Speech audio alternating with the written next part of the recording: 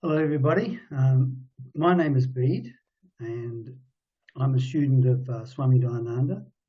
I spent some time in India. The last 14 months of his teaching life, I was in India. And the reason I went to India was to learn all about his psychology.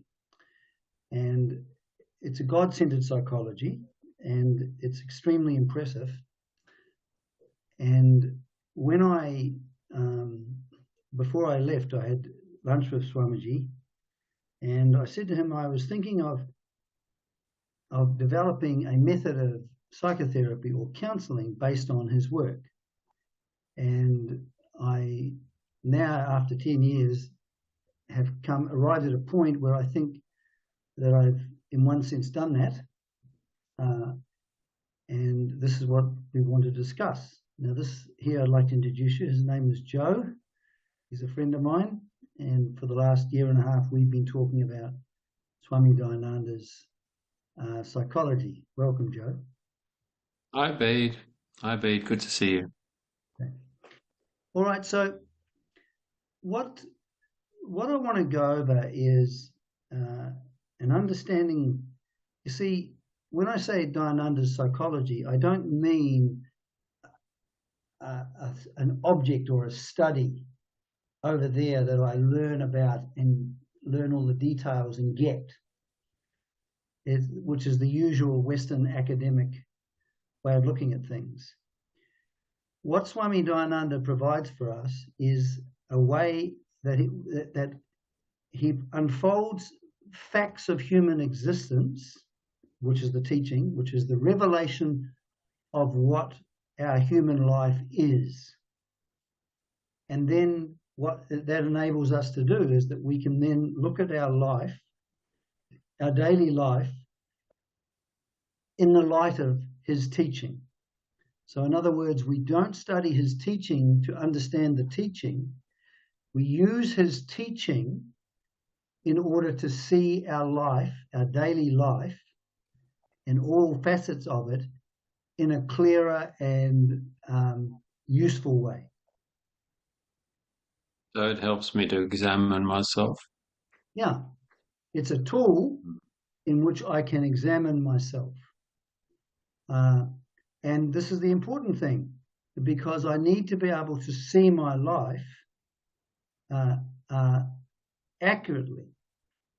Now, but before we go into that, I want to look at his key thing, which sets the context. If we don't understand this one key thing, we will not understand his teaching in the proper light. And this is, for Swami Dayananda, the whole purpose of his teaching is to enable us to be free while living. That's a nice goal. Yeah. Now, what's important with this, though, is that why would we want to learn how to be free while living? It assumes that the way we are living, we're not being free while we're living. And this lack of freedom is our problem. Mm-hmm. So when we're looking, so the thing is that what he said was, unless you actually are aware of unless you've got the disease, unless you're aware that you have the disease, you won't desire the cure. So if I have this idea, well, there's nothing much wrong with me. My thinking's pretty right and pretty smart, and you know, I'm a good guy. Everything's fine type thing. If I have that, if I don't think that there's something wrong with my human condition, if I'm so impressed with myself, and we all tend to have notions, very self-flattering ideas about ourselves that prevent us from seeing our life in a proper way. I don't normally think of myself as being free in the way that you're talking. No, I might think that freedom is getting what I want. So I might think that freedom is getting enough money, getting enough status, or whatever, being able to do what I need to do what I want to do. I might think that that is freedom. But that's very typical, isn't it, Bede? That I think if only I had more money, and then I'm free to more money, get more money, and then I imagine that I'll be free. yeah. So in other words, I think that through the manipulation of external objects, people and things and situations, I can finally arrive at some kind of freedom. But this is actually delusional, because the thing is that if freedom is getting what I want, then it means that every time I don't get what I want, I'm not free. So I'm going to be free, not free, free, not free. So there's no discovery of freedom as abidingly present. Right. Yeah. It'll be dependent on what I'm chasing. Absolutely, and dependent on the results. Mm-hmm. So one of the main things that he talks about is the fact that we're always facing life. We're always facing what is. We're facing what's happening. We're facing what people are saying and doing, and we're facing what psychological reactions are occurring in me in terms of my thinking and my emotions. So we're always facing, at any one moment, we are facing life. But normally what happens is that, so in facing life, we're facing 4 categories of experience. So we're facing experiences that we like. We're facing experiences that are more than what we like. We're facing experiences that we don't like. And we're facing experiences that are the opposite to what we like. Okay?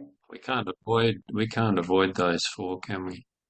There's no spirituality that will ever free you from experiences that you like, more than what you like, less than what you like, and opposite to what you like. That is going to continue for the rest of your life. But when I'm sitting there facing it, what I find is that when I suddenly get what I like, what's happening, I go, yes, I love life. And so I experience a cause and effect relationship. I experience that the external object is making me happy. Right? Now, if the external object is making me happy, then what's going to happen is I will crave to have those experiences again and keep having them. Right? Yeah. The game is to try and get more of what you like every time, right? Ooh, sounds exciting, Joe. It sounds very exciting. So here I am. So what's happening is, so suddenly, because I'm getting what I like, and it's more than what I like, I'm suddenly feeling elated and feeling happy. Do you see how I'm being determined by an external event? Yeah, I guess it becomes more obvious when it doesn't happen. Well, yeah, well, but first of all, no, because we never really look at this. But the thing is that when I'm suddenly happy, I'm thinking to myself, because this is happening, I am happy. And my happiness is coming from the presence of a certain kind of experience. And in the next moment, somebody says or something that I don't like, and suddenly I'm angry or upset. And I am convinced that the problem is external to me. It's the event that is upsetting me. Right? And so what's happening is, do you notice how something happens, I'm like this, then something else happens, I like this, and I'm chopping and changing all of the time. I'm chopping and changing all of the time. I'm like a billiard ball that's been kicked around by the universe. Yeah, I was going to suggest the analogy of levers, that the events are like levers that are shunting me around. Yeah. Yeah. So if I'm being booted around by the universe, is that freedom while living? No, no. No. See, what we're going to be looking at now is the disease, because we need to know that we suffer from the disease that Swami Dayananda has the cure for. Okay? So we notice that external events are always happening. My experience is constantly changing. Is that right? Yeah, pretty Constantly much so. changing. Mhm. And I'm constantly changing with it. One moment I'm high, and the next moment I'm low. I've got notions and ideas that happiness is getting what I want. And so I'm emotionally dependent on those things. This is the problem. It's what Swami Dayananda calls binding desires. My heart desires certain types of experiences because if I don't get them, I feel very unhappy. In other words, and the problem with binding desires is that it captures my heart so that it becomes the measure of my life. For example, there's a very common craving that human beings have, which is for love and approval. And in Western psychology, they consider that this is mental health. That that they call it a psychological need that you have to have love and approval. That'll make you happy, right? And this love and approval, this craving to be loved and approved of, will make sure that sometimes it will mean that when I am getting the love and approval I want, I will feel elated.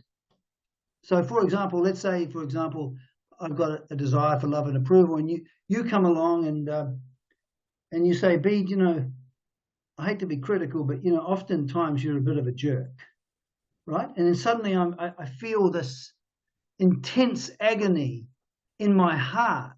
Of course, I feel it in my heart. I feel it right here. Do you see what I mean? I feel hurt and I feel angry. Why? Because you've taken away my happiness. Because you see, I had a nice little idea about myself that I'm actually a lovely, sweet person. I'm a reasonably decent human being. And I craved for that to be true. I love that notion about myself. And then what happens is you come along and you say, Bede, you're a bit of a jerk. And then I'm upset. I'm upset. But also I'll be angry because you see, with cravings, with binding desires that bind us up, that bind our heart. Dayananda said we give our heart away. We give our heart away to material things. We give our heart away to status. We give our heart away. So here we are in a condition of emotional dependence on certain experiences. I want to experience myself in a certain way so I can feel good about my life. Have you ever heard people say, I just want to feel good about myself? Yeah, all the time. Yeah. Yeah.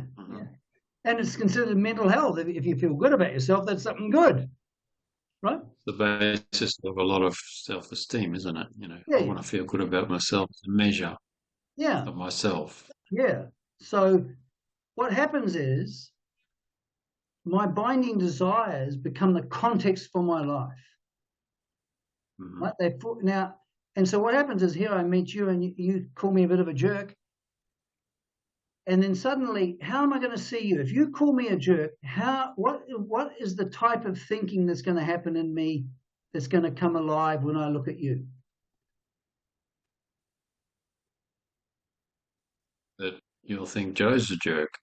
Of course I will. And I will think I'm seeing reality. I'll be having a Like thought. Joe was the original. It made me feel like I was no good. Yeah. And he's caused me unhappiness, therefore he's a jerk. Do you see how my very thinking is governed by that binding desire?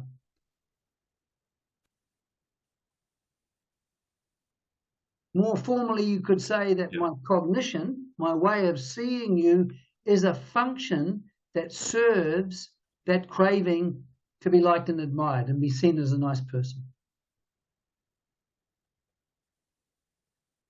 Right? Yeah, that makes sense. But what about the opposite? You come along and you say, Bede, you know, you're actually a wonderful human being. I'm very impressed. You know, you just okay. Now, how am I going to see Joe? Yes, buddy. Yeah, I'm going to see you as a nice person. The question is that, am I seeing reality, or is everything subjective in the sense that I have this notion that happiness and security is obtaining certain experiences and maintaining those experiences? That's what I think happiness is. And so my whole life becomes what Swami Dayananda calls a yo-yo life. Up, down, up, down, up, down. Right? Yeah, great description. Now, what if I read a spiritual book that says to me that, you know, that I'm consciousness and that I'm free already and I get all these lovely ideas and I go, whoa, I love this, right? And yet in my daily life, I'm going up, down, up, down, up, down. So I might have all of these spiritual ideas in my head, right? But the reality is, remember what we said? We're looking at our life through the light of Dayananda's teaching. Like what we're doing now. We're examining our life, aren't we? So when you examine your life, have you noticed that there's a tendency to go up, down, up, down, up, down, depending on what happens? Yeah, that's becoming obvious looking at my life the way you're explaining it. Yeah, up, down, up, down, up, down, right? So basically being kicked around by the universe. Mm-hmm. Is that freedom? No, doesn't seem that way. No, because I'm a determined being. This is what Freud thought. He basically considered us determined beings. And there's no freedom in being determined. So unless... So by determined, you mean that outer things are really causing... They're causing my way of being in the world. Right, okay. Everything in me is a response to the outside. A reaction, actually, not a response. Reaction, yes, correct. Yeah, reaction. Mm-hmm. We have a rather outstanding philosopher in our Western tradition called Soren Kierkegaard. He was the father of existentialism. And he said a very important thing. He said, truth is never away from the situation of the knower. Now, what's important here, like what we've been discussing, have we been discussing some theoretical thing that's away from our life? A thing called the truth or something like that? No, it seems very close to how I am and what I'm like, and yeah. Right. So what we've been doing is we've been examining our life, and the truth is, often I'm like a yo-yo. Therefore, I am not free a lot of the time. Right. So I'm not thinking about someone else's life as a model that I should adopt. I'm actually looking at my life directly with this teaching that you're showing me. Yes, we're using Swami Dayananda's teaching, like for example, the 4 categories of experience, to examine our life accurately so that we're seeing what is actually happening. And so what happens is we have this cause and effect. Thoughts, feelings, people are causes, and we are the effect. Do you know what I mean? So I'm unhappy. I'm happy because Joe's a nice guy. I'm unhappy because someone said something or didn't say what I wanted. Or I'm unhappy because the conditions are not going right. I'm happy because things are going my way, because we're convinced, and this is the major delusion, that one of the major delusions that Swami Dayananda cures us from is that happiness is getting what we want, because it's a very convincing, you see, when we're looking at Vedanta or Swami Dayananda's psychology, we have a very convincing, it seems to be that happiness is getting what we want, doesn't it? It seems to be. It's a very convincing experience. But what we need to do to liberate us from that, when we're caught, this is what Plato was the first one to make a distinction between what seems to be and what really is. Unless we can't arrive at what really is, we can't set aside what seems to be. I'd almost say that, reflecting on my own experience, that getting what I want seems to be happiness, because I almost ignore the opposite as being something associated with the same coin, that the absence of it is also the need for me to get more of what I want, because that will make me happy. It's quite a distant belief, isn't it? Yes. And what Swami Dayananda says, you wouldn't crave for that object with passion unless there was a tremendous emptiness and dissatisfaction within yourself. So in the absence of completeness or fullness, we can't help but become a craver. And because things because things don't go our own way, we also can't help but be a hater, consciously or unconsciously. So if I crave for things and I'm emotionally dependent on having certain experiences, and I experience you as the person who's taking them away from me, consciously or unconsciously, I will hate you. So I become a hater. And not only do I become a hater, I've got these things that are defending me against this feeling of inner self-dissatisfaction, this inner I hate being what I'm like feeling, right? And that are defending me against feeling that. And then I become, because I'm afraid I'm going to lose those things, I'm also a fearer. And as I get older, because I'm trying to win this game of getting what I want and avoiding what I don't like, and I think that's the meaning and purpose of my life, I also become a sadder. I start to feel sadder and sadder as I get older, because I accumulate more and more losses. And what rivets me to the world is what I love, what I hate, and what I fear. And they become my preoccupations. Right. And the older I get, I'm finding that the more it seems to preoccupy me, because I seem to be running out of time to get the things that I think make me happy and to get rid of the things that don't.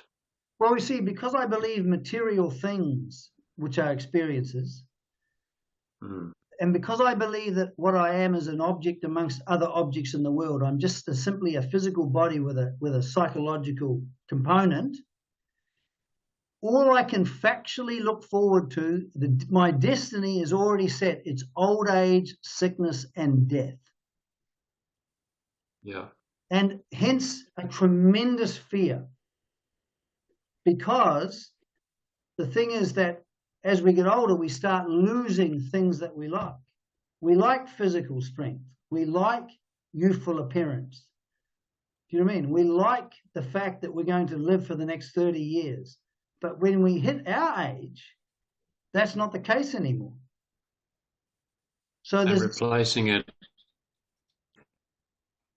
with well doesn't really cover, right? Can you repeat yourself, Joe? Because you went a bit funny on the internet.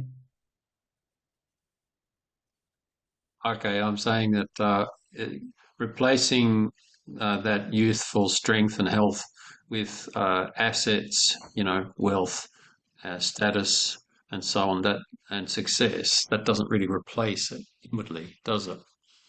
As we get older, everything is going to get removed. Mm. So everything that we depend upon emotionally, the game gets harder and we lose it more. Mm-hmm. And so we get sadder. But the underlying fear of human life is the fear of annihilation. A fear of being nothing. And we know this fear, which Dayananda calls self-dissatisfaction.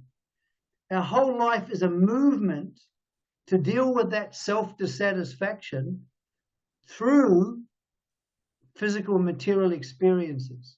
In fact, he defined samsara not as this great big thing, but he said that samsara is attempting to find happiness where it's not. It's this compulsive drive to try and find happiness and security in the world. And Bede, as long as I hang on to that notion that something is going to be able to come into my life and bring me happiness, like something from the world, I'm going to just keep substituting one thing for another. Where first it might be health, then it might be wealth, then it might be something else. But in the end, it's all going to disappear, isn't it? So that annihilation, that's like my death, isn't it? For example, that'd be the worst thing that I could imagine. That I've worked all my life for these things and my happiness and trying to hang on to them desperately, and then I'm going to lose it all. So what's the point? Yeah, because what we've done is we're putting our chips into a very impermanent world that's constantly changing. Constantly changing. So, and we take our physical experiences and our psychological experiences as our life. We think that is what life is. It doesn't matter if we have spiritual ideas. If we're living bound by these cravings, these binding desires that dominate, that take possession of our heart. It's interesting, in our Western scriptures, there's a saying, guard your heart because it is the wellspring of your life. There's also another saying that says, as a man thinketh in his heart, so he is. You see, my life comes out of what I love, it comes out of this emotional craving for experiences that are going to do it for me. Yeah. And how do I know whether or not I'm caught up in this problem that Swami Dayananda says is my problem? Up, down, up, down, up, down. So it's not obvious. It's not obvious to someone who's unfamiliar with that. Like I would say, it's very promising that it sounds like you're going to show me a teaching that can give me some kind of satisfaction that exceeds the happiness I'm depending on for, the outer things going well and everything going my way and trying to minimize the negatives in life, all that kind of stuff. Well, on one hand, we've got apparent life that comes and goes, right? Everything comes and goes in the world of change. Is that right? Thoughts come and go, feelings come and go, friendships come and go, health comes and goes, life comes and goes. Right? So what happens is that life of samsara consists of, at one moment, I am born, then I start to exist as a form that's in space and persists through time, and then it ends. That's the description of human life. And then have you heard, I think it was Thoreau who said, men lead lives of quiet desperation. Have you heard that? No, I haven't, but that's a good description of Of course what it you're is. talking about. You see, this universal problem I'm talking about, this universal problem of this inner misery that I feel a compulsion to satisfy by attaining certain experiences, this is universally denied. Universally denied, even though it's the problem we all have. Can you imagine going in with someone saying, I suffer from a tremendous sense of self-dissatisfaction, and this makes my whole life compulsive, where I become emotionally dependent on various types of experiences that I feel completely is absolutely necessary for my freedom and happiness.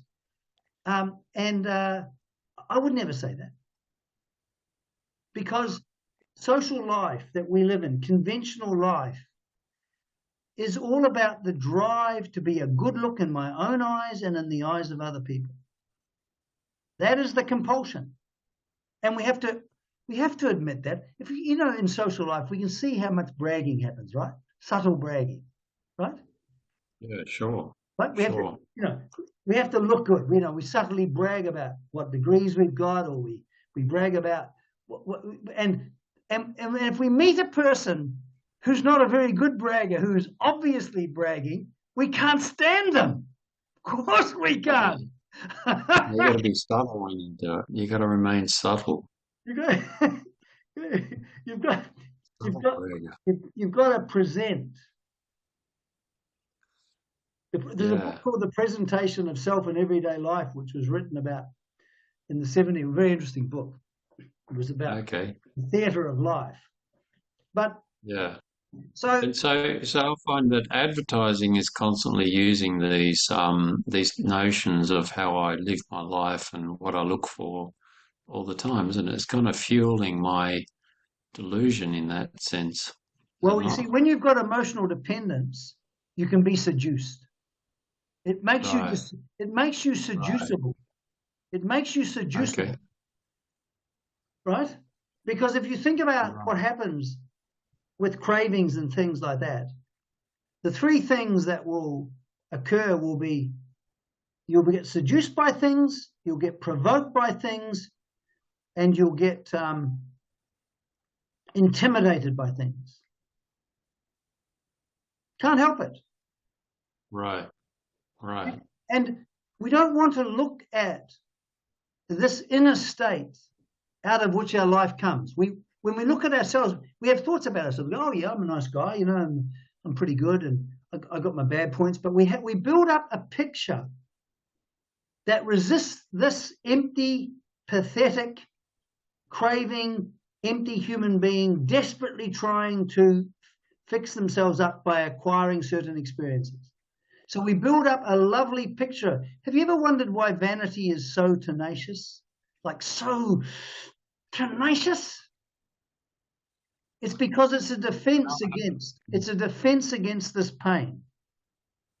Right. Yeah. It's a Okay. it's a tremendous defense against this pain.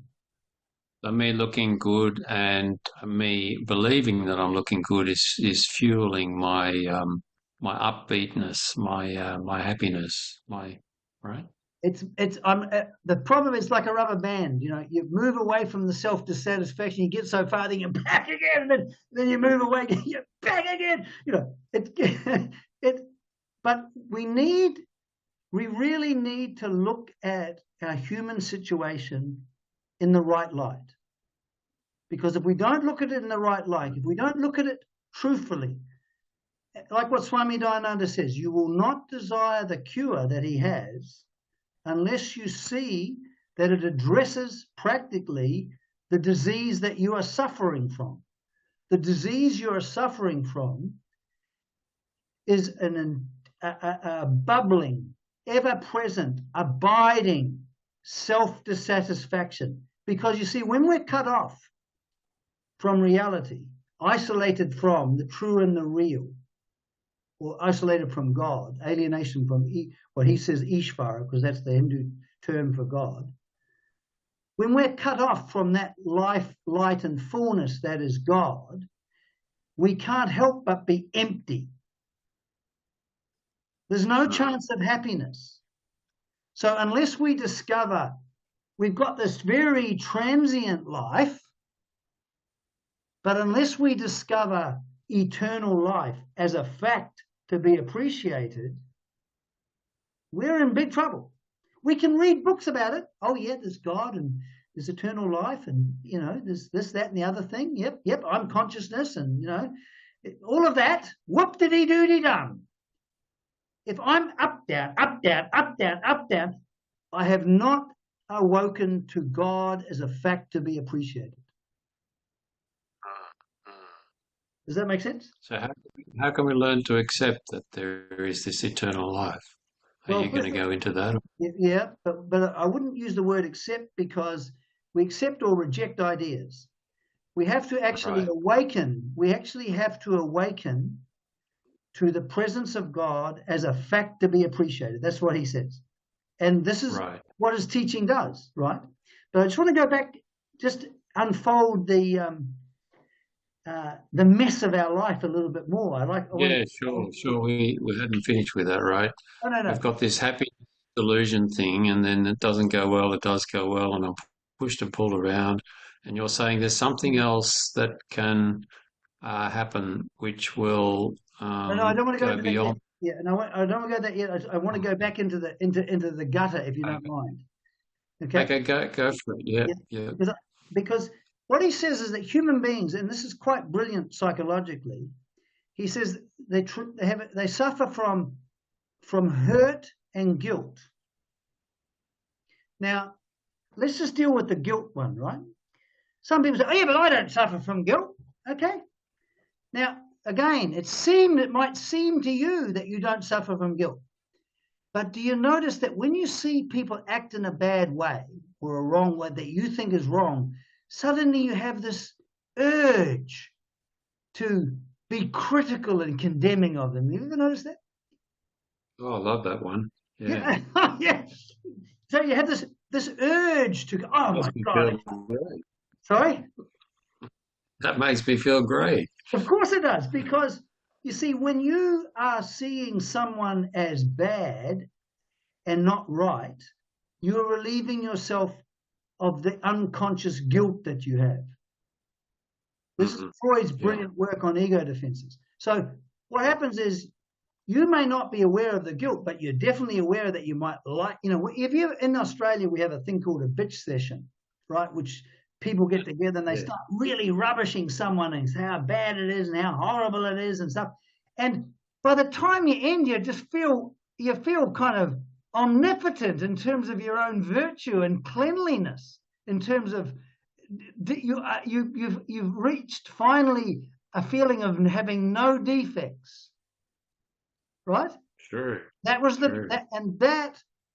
you're desperate. The reason why it's so delicious to rubbish and to find fault and to see people in a bad light is it defends you against this guilt that's continually bubbling. How much of social life have you noticed that people attack and criticize each other?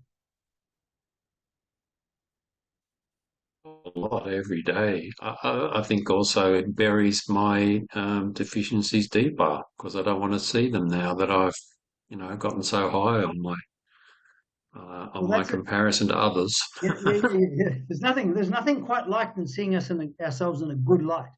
The urge of it is to deal with the self-dissatisfaction. Self-dissatisfaction is the one thing that Swami Dayananda, like, he doesn't use clinical categories like we do in the West with psychology. This one self-dissatisfaction can appear in the form of guilt, or it can appear in the form of hurt, or it can feel in the form of arrogance, right? So, and what about, have you seen people attack others, get angry? Right? Have you ever seen that? Have you seen manifestations of hostility in social life? Absolutely, yeah, right. For sure. And the person who's angry will be absolutely convinced that they are angry because somebody has done something to them. But in actual fact, hurt people want to hurt to pay back. Because when they're hurting, they don't feel the hurt themselves. It's a method of dealing with the hurt themselves. Mm-hmm. And that's what Swami Dayananda says, you got guilt and you got hurt. Have you also ever seen people wanting to be bigger, better, best, bigger, better, better, best than other people, to be outstanding?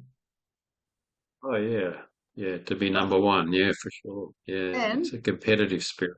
absolutely. And what happens is when you don't feel that you're outstanding, you feel the emotional pain of being deficient. And we think that it's because I can't attain an outstandingness that I'm like that. Now, there's a problem with, a competitive world. And the problem are four things that manifest this desire to be bigger, better, best.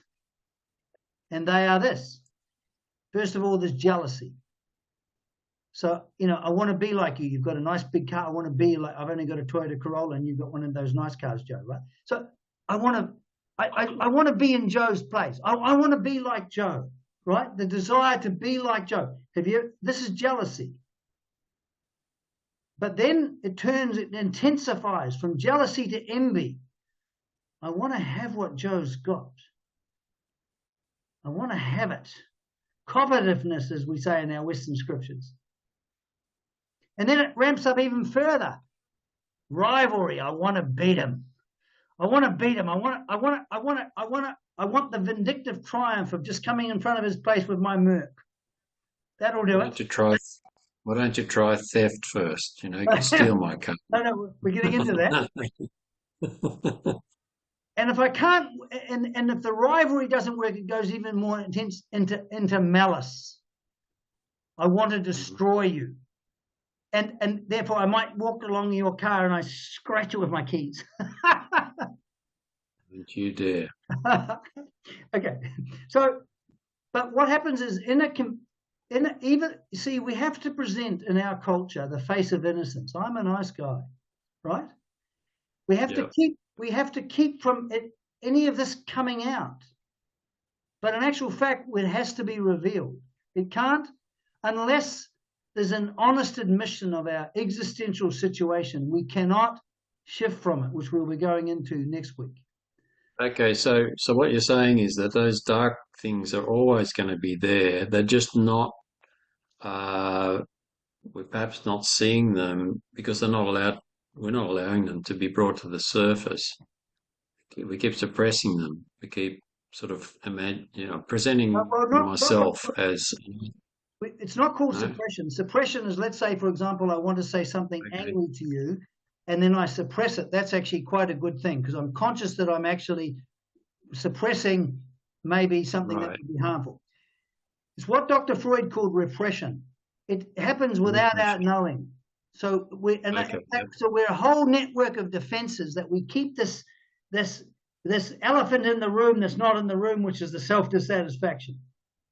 Yeah, right. And the pain of that self-dissatisfaction makes us engage in what Freud called repetition compulsion. Human life, caught up in this, what I'm talking about, is repetition compulsion. We can compulsively keep on repeating the same old mistakes, the same types of emotions, the same types of unhappiness, the same types of interactions with others.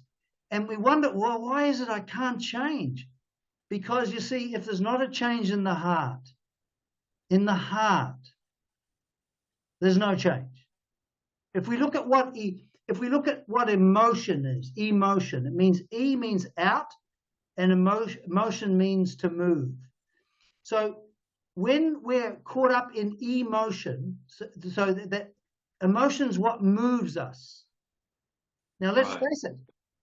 When goodwill comes active in us, for example, the way we act and the way we see is a lot different than when I've got ill will. Would that be true? Yeah, true, of course. Okay. So that's an example of a different kind of, but normally speaking, self-deception is the rule for human life. Do you see what I mean? Like, people might want social approval, but the lust for power, the lust to be outstanding, self-glory, right, is so strong and it's hidden. When I say it's hidden, we hide it from ourselves because it's not very flattering. Do you know what I mean? If you suddenly notice that you're bragging, it feels embarrassing. Is that true? It's a deflating feeling. Sure, yeah. But so here we have this human condition of unfreedom. We're not being free, right? And what Swami Dayananda is teaching, the end point of the teaching, is to arrive at a freedom that's abidingly present, that is unchanging in the face of changing events. That's the whole purpose of his teaching, is the revelation of what freedom is. And an approach where not only do we become aware of what freedom is, we are able to live that freedom as our life, as a new life. Is that kind of Sorry? Is that kind of being freedom from thinking? We'll have to repeat that, Joe, because you cut out. What were you saying? Is that kind of freedom that that the freedom from letting outside things determine me? Yeah, yes. My reaction, my unconsciousness. One of the last things we'll talk about is that in the second chapter of the Gita, there's this most beautiful work he writes about what a wise man is.